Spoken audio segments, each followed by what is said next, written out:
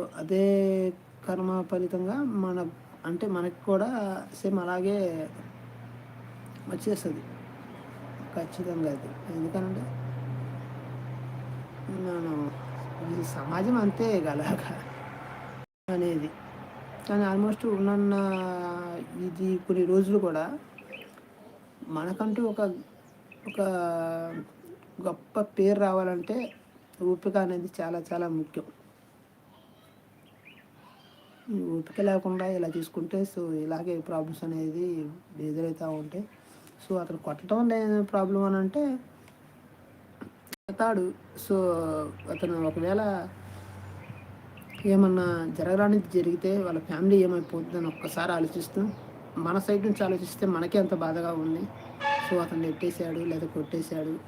మళ్ళీ ఇతను కూడా త్రో చేసాడు. కింద పడతాడు. ఏదన్నా అయ్యిద్ది. వాళ్ళ ఫ్యామిలీ పరిస్థితి ఏంటి అప్పుడు?